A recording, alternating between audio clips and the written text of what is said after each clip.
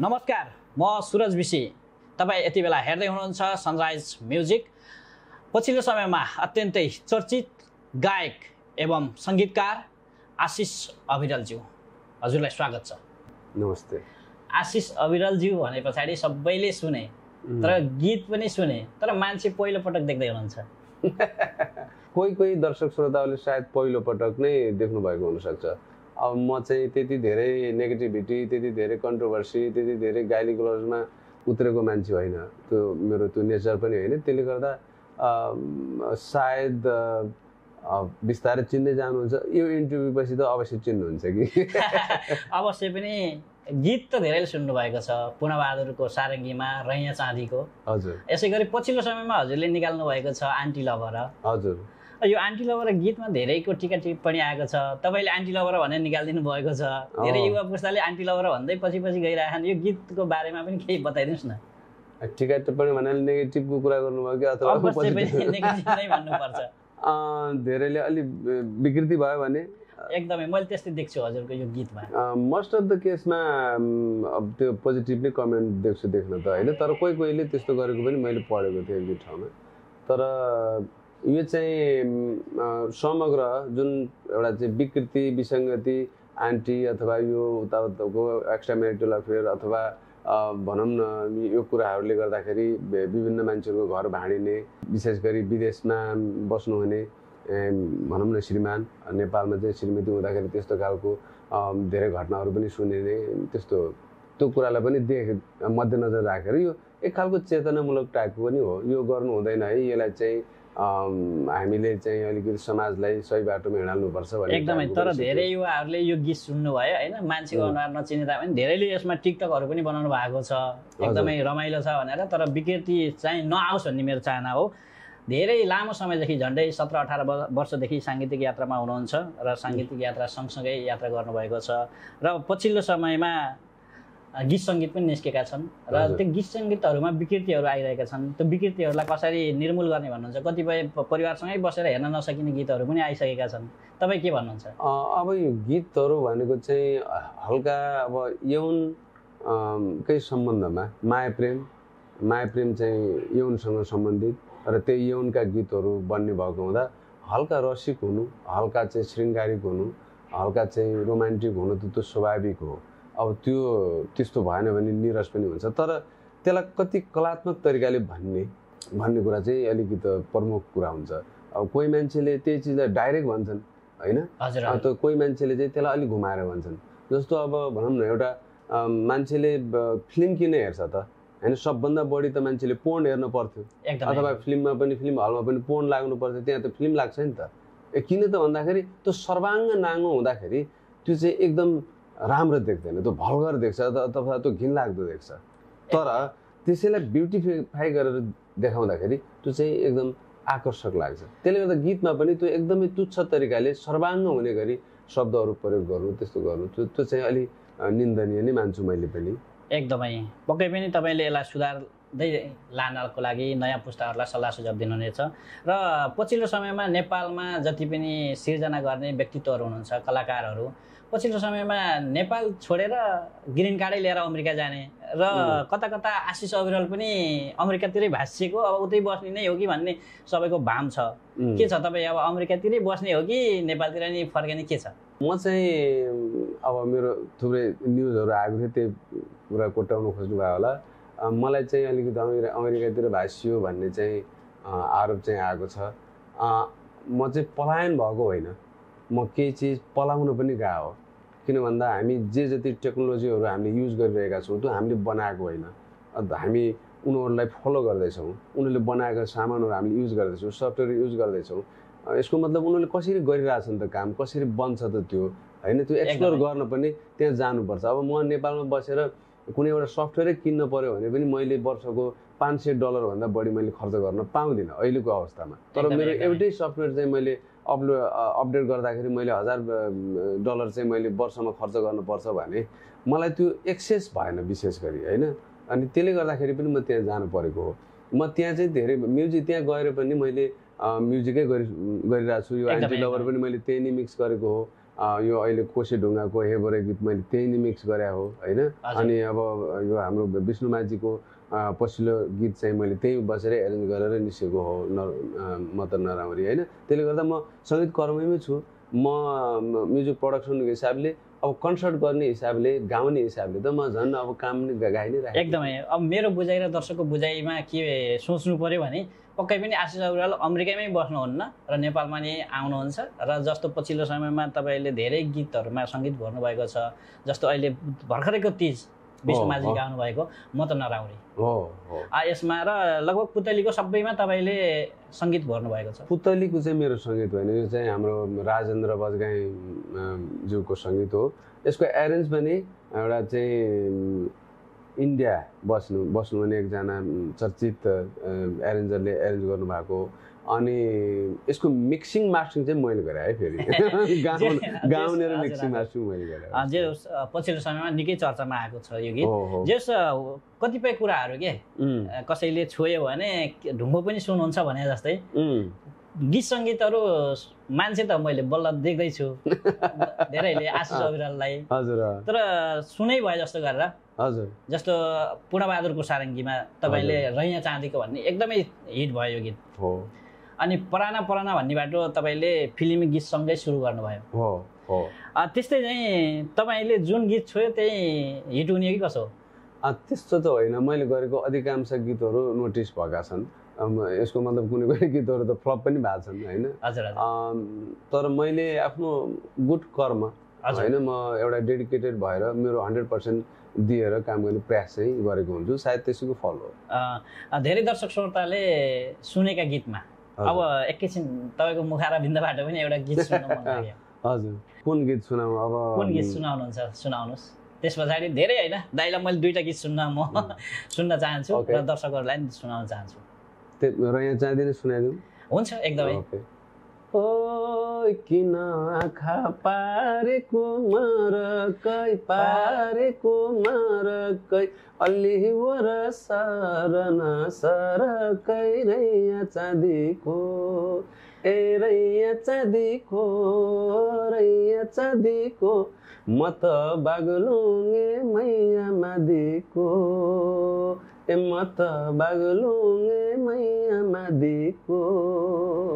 यो गीत सुन्दै गर्दाखेरि अब यो फिल्म बन्यो हाम्रो पश्चिम भेग साइडमा र म त बागलुङे मैया मादीको र हजुरको घर पनि बागलुङमै बागलुङे छिटो।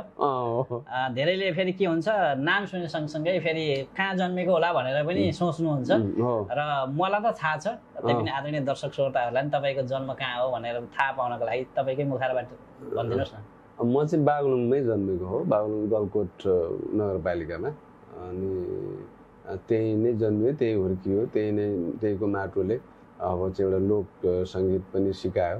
मेरो बुवा चाहिँ शिलङमा बस्नुहुन्थ्यो, उहाँ चाहिँ शिलङबाट नेपाल आउनुभएको हुँदा उहाँले चाहिँ पूर्वका नेपालीहरूसँग पनि थुप्रै सङ्गत र हिन्दी गीतहरूसँग पनि बुवाको अलि नजिकको साइनो, उहाँले धेरै गीतहरू सुन्ने भएको हुँदा बुवाले प्रायः अल इन्डिया रेडियो सुन्ने, हिन्दी गीतहरू सुन्ने र म सँगसँगै बसेर बुवाले जे सुन्नुहुन्छ त्यही सुन्थ्यो। त्यसको प्रभाव पनि परेर म अलिकति फिल्मीतिर पनि मेरो त्यो प्रभाव रह्यो।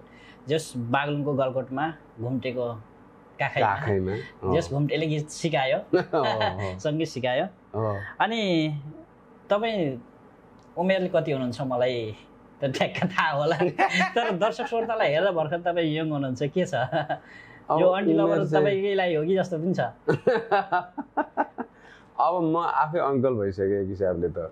तर त्यो चाहिँ त्यो गीत फेरि मैले लेखाए पनि होइन, सङ्गीत गराए पनि होइन, मैले गाएको मात्रै, एरेन्ज चाहिँ मैले गराए हो, मिक्सिङ मास्टरिङ गराए हो। तर त्यसको चाहिँ रमेश परियारले शब्द सङ्गीत गर्नुभएको थियो, कला बहिनी र मैले गाएका छौँ। मेरो उमेर चाहिँ अब गेस गरौँ त? अब मैले गेस गरेँ भने त मलाई थाहा छ, अब भर्खर गेस गर्ने भने त 22-25 वर्षको ठिकै हो। त्यही नै हो। त्यसको दुना त्यही पनि फेरि के हो भने अमेरिका जानुभएको छ, एक्लै हो कि फेरि भाउसँगै हुनुहुन्छ भन्ने मेरो जिज्ञासा। फेरि मेरो परिवार आधा परिवार नेपालमा हुनुहुन्छ, आधा एउटा छोरा र म चाहिँ अमेरिकामा छौँ अहिले। अनि म चाहिँ एकदम अमेरिकामै पुरै सेटल हुने मेरो मानसिकता नभएको भएर पनि एउटा बाबु र म छौँ अहिले। अब मैले ब्याक एन्ड फोर्थ नेपालमा आधा र अमेरिकामा आधा बस्ने र मैले त्यहाँ केही अध्ययन गर्ने पनि सुरु गर्ने मैले तर्खर गरेको छु। अनि एसोसिएट डिग्रीहरू म्युजिकमै केही गरेको छु। मलाई आशा छ मलाई दर्शक श्रोताहरूको एउटा मायाले हौसलाले अझै मलाई त्यो पढ्न, अझै सिक्न, अझै चाहिँ म्युजिकमा केही गर्नलाई एउटा प्रेरित गर्नेछ। एकदमै एकदमै। अनि तपाईँले धेरै सङ्गीत गर्नुभएको छ, लगभग कति जति सङ्गीतमा स्वर भर्नुभयो अनि सङ्गीत गर्नुभयो, अनि तपाईँको सङ्गीत पनि चोरिएको छ भनेर मिडियाहरूमा कहीँ कतै सुन्नमा आउँछ, के छ यसको विषयमा? गीतहरू त अब काम गर्दै गर्दाखेरि अब स्टुडियोमा सबै साथीहरू सङ्गीतहरू आउँछन् बस्छन् होइन, गर्दाखेरि अहिले त्यही कन्सेप्टमा कोही मान्छेले अब त्योभन्दा पहिला गरेर निकाल्ने त्यो हुन्छ। त्यस्तो तपाईँले टाइटलहरू कुनै हेर्नुभयो भने पनि तिनै टाइटलमा एक दुईवटा गीतहरू बनेर हुन्छन् नजिकै, त्यही कन्सेप्टमा त्यस्तो गरेर हुन्छन्। तर हुन त अब म्युजिक भन्ने कुरा चाहिँ नितान्त व्यक्तिगत हुँदैन, किन भन्दाखेरि यो इभल्भ भएर आउने कुरा हो। जसरी म बोलेको भाषा मेरो होइन, मैले बोलेको भाषा त मैले बुवा आमा समाज होइन तपाईँ टिचर अरूबाट सिकेँ नि त, त्यो त मैले बनाएको त होइन नि त। त्यसरी नै म्युजिक पनि आफै बनेको त हुँदैन। त्यो एउटा मेरो एउटा प्रेजेन्टेसन, मैले त्यसलाई एउटा यो प्रकारले ढङ्गले मैले पेस गरेको मात्रै हो। इट मिन्स मेरो होइन, मैले बनाएको होइन, खास त्यसरी बुझ्छु मैले म्युजिकलाई। तर पनि कहिलेकाहीँ त्यो सामान्य एउटा कन्सेप्टमा डेभलप भएको चिजलाई त्यसैको वरिपरिमा रहेर अन्य गीतहरू निकालिदिने, त्यही टाइटलमा अरूले गरिदिने गर्दा त्यो मूल गीतलाई अथवा त्यसको चाहिँ प्रभावलाई त्यो अब फरक पर्दो रहेछ। एकदम। अहिले झन्डै झन्डै तपाईँले कति गीत सङ्गीतहरूमा आफ्नो सङ्गीत भर्नुभयो र स्वर कति जतिमा? म चाहिँ खास काम गर्छु तर गिन्ती गर्दिनँ होइन। म चाहिँ अगाडिको म सोध्छु, पछाडि कति गरेँ के गरेँ भन्ने कुरो मसँग कुनै डाटै छैन। त्यही त नि, पछिल्लो समयमा नेपाली म्युजिक क्षेत्रका गीतहरूमा तपाईँले नै लगभग भरेको देखिन्छ। अब जति मैले गरेँ, जति काउन्ट हुन लागेको थिएँ तिनी सबैलाई थाहा छ। हजुर। अब काउन्ट हुन अब लायक गीतहरू नभएकोलाई त काउन्ट गरिरहनु त त्यो वेस्ट अफ टाइम। सुरुको सङ्गीत क्षेत्र चाहिँ जस्तो कि फिल्ममा चाहिँ पराना हो। अब हामी फेरि जहाँ जाँदै मैले भनिसकेको छु, अघि छु, एउटा सङ्गीत सुनौ, त्यस पछाडि फेरि छोटो मिठो कुराकानीलाई म दोहोऱ्याउँछु। ओके, यही परानो कि सानो टुक्रा सुनाउँछ है त। ताम्रा पत्र कोरे मैले शिला लेखा ठोके, पिरी मका तिम्रा मैमा आफ्नै दिलमा खोपे, तन पनि तिम्रै नाउँ मनै तिम्रै नाउँ, तम सुकै गरिदिए धनै तिम्रै नाउँ, आफ्नो मन त मायामा धाइरानी, ए मायाको मन ढुङ्गैमा जाइरानी, परान संसार यस्तै रहेछ नि परान संसार यस्तै रहेछ नि परान। धेरै धेरै धन्यवाद दाजुलाई। यो सङ्गीत क्षेत्रका कुराकानी गर्दा गर्दै अब हामी अन्तिमतर्फ पनि छौँ र फेरि भाइले यो प्रश्न सोधिदिएको भए पनि हुन्थ्यो भन्ने मनमा लागेको छ भने, कुनै प्रश्न मैले सोध्न भुलेको छु भने पनि यहाँनिर भाइले यो क्वेसन सोधिदिएको भए हुन्थ्यो भन्ने लाग्छ भने कृपया। बरु हजुरलाई केही सोध्न मन के अरे बिर्सनु भयो भने सम्झनुहोस् एकपल्ट। मैले सम्झेको छु। तपाईँ दुबईमा हुनुहुन्छ यति बेला, दुबईदेखि नेपाल जाने कि अमेरिका भन्ने कुरा आउँछ। हजुर। र तपाईँ लगभग दुबईका 3-4वटा कार्यक्रम गरिसक्नुभयो, मैले देखिसकेँ। र नेक्स्ट आउँदो हप्ता पनि कार्यक्रम गर्ने योजना थियो, तर त्यो कार्यक्रम एकदममा क्यान्सल भएको खबर सुन्नमा आयो। यो कारण के हो र तपाईँ के भन्न चाहनुहुन्छ? अब हामी अहिले सेप्टेम्बर 9 होइन, हजुर, सेप्टेम्बर 9मा इट मिन्स जेनजीहरूले, हाम्रो नेपाली जेनजीहरूले आन्दोलन गरेको बेलामा छौँ। अब अहिले चाहिँ प्रधानमन्त्रीले राजीनामा दिनु पनि भइसक्यो होइन। अनि यो दुःखद घडीमा 32 जनाको चाहिँ एउटा चाहिँ कत्लेआम भएको छ, जो के अरे संसद भवनभित्र भेटियो भन्ने कुरा आएको छ। त्यस्तै 20 जनाको मृत्यु भएको त हिजो नै त्यो आएको थियो। अब यो दुःखद घडीमा मैले चाहिँ एउटा कन्सल्ट गरेर हिँडिरहनु यो कुरामा चाहिँ मलाई त्यो मनले मानेन त्यसले गर्दाखेरि मैले अर्गनाइजरलाई रिक्वेस्ट गरेर अहिलेलाई नगरौँ, पछि हामी फेरि अर्को पटक माहौल राम्रो हुँदा गरौँला भन्ने हिसाबले मलाई यो दुःखमा यो चाहिँ मैले नै एउटा चाहिँ त्यो भाव विह्वल भएको अवस्थामा मलाई त्यो गाउन गाह्रो हुन्छ भन्ने हिसाबले नै मैले गरेको हो। एकदमै अब हामी नयाँ मोडमा आएका छौँ होइन। जेएनजीहरूले जुन प्रकारको सफलता चाहिँ एउटा चखाउनु भएको छ नेपाली जनताहरूलाई, नेपाली जनताहरूले 2007 सालमा पनि ठगिए होइन, एकदमै 46 सालमा पनि ठगिए र 62-63 पनि ठगिए। हरेक पटक धूर्तहरूको हातमा नेपाली चाहिँ शासन बागडोर पुगेको छ।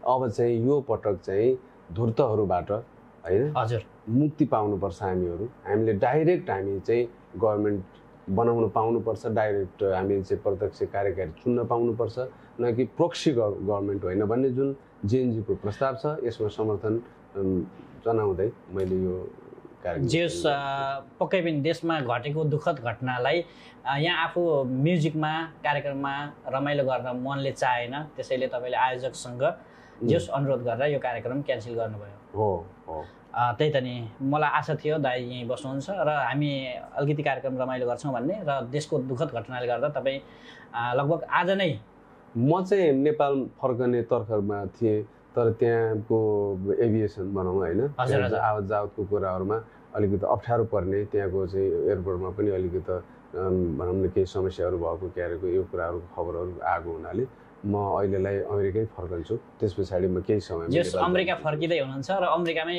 भाँसिनुहुन्न, अघि नै उद्घोष गरिसक्नु भएको छ र नेपालमा आते जाते हुन्छ र जाँदा जाँदै मनमा लागेका केही जिज्ञासा भाइले सोध्न रहेका प्रश्नहरू? ठिकै, अब मलाई चाहिँ यहाँ विशेष गरी दुबईमा यहाँ चाहिँ बस्नु भने हाम्रो आशिष पुरुषजी अनि चाहिँ हाम्रो अनुरागजी अनि त्यस्तै मलाई यहाँसम्म चाहिँ ल्याउनु भने हाम्रो चाहिँ दिलीप कुमार नेपालीजी, उहाँको कारणले गर्दाखेरि म यहाँसम्म आउनु पाएँ। यहाँको यत्रो कम्युनिटीसँग यत्रो चाहिँ एउटा चाहिँ नेपाली सङ्गीत प्रेमीहरूसँग भेट्ने मौका पाएँ। यो अवसरको लागि, यो न्यानो स्वागतको लागि सम्पूर्ण दुवैवासी र भाइ स्वयं तपाईँलाई पनि हृदयदेखि धन्यवाद दिन चाहन्छु। फेरि पनि यो नाता नवीकरण गर्न पाऊँ। म जाँदै के भन्न चाहन्छु भन्दा मैले कोसे ढुङ्गामा हे बरे भन्ने गीत गाएको छु, जो चाहिँ पहिला झलकमान गन्धर्वज्यूले गाउनुभएको थियो। यो गीतलाई धेरैभन्दा धेरै दर्शक श्रोताहरूले एकदम पोजिटिभ फिडब्याक दिनुभएको छ युट्युबमा, तपाईँ पनि गएर एकपटक हेर्नुहोला। अनि त्यस्तै गरी हरिबहादुरको जुत्तामा मैले ढाका टोपी सिरेमा भन्ने गीत गाएको छु। यो गीतलाई पनि झन्डै 4-5 दिनमै मिलियनभन्दा बढी दर्शकले अथवा भ्युज पाउन सक्नुभएको छ। यो पनि एकपटक चेक गर्नुहोला। अनि त्यस्तै मेरा थुप्रै गीतहरू अब रिलिज हुने तर्खरमा छन्, ती गीतहरू पनि सुनेर मलाई कमेन्ट गर्न नभुल्नु होला, मलाई लाइक गर्न नभुल्नु होला, मलाई सल्लाह सुझाव दिन नभुल्नु होला। अनि त्यस्तै मेरा धेरै गतिविधिहरू मिडल इस्टमा आएर गर्ने गतिविधिहरू सनराइज म्युजिक मार्फत आउनेछन् र ती मेरा चाहिँ साङ्गीतिक प्रस्तुतिबारे केही सुन्न जान्न हजुरलाई कौतूहलता लाग्छ भने यो च्यानललाई सब्सक्राइब गर्न नभुल्नु होला, लाइक पनि गर्नु होला र मलाई माया गर्नुहुन्छ भने यो इन्टरभ्यू सेयर गर्नु पनि नभुल्नु होला। धेरै धेरै धन्यवाद दाजु, हाम्रो यस कार्यक्रममा आइदिनु भयो र जति पनि सनराइज म्युजिक हेरेर बस्नुभएको छ आदरणीय दर्शकवृन्दलाई धेरै धेरै धन्यवाद दिन चाहन्छु र यो हाम्रो कार्यक्रममा आइदिनु भयो त्यसको लागि हजुरलाई पनि धेरै धेरै धन्यवाद।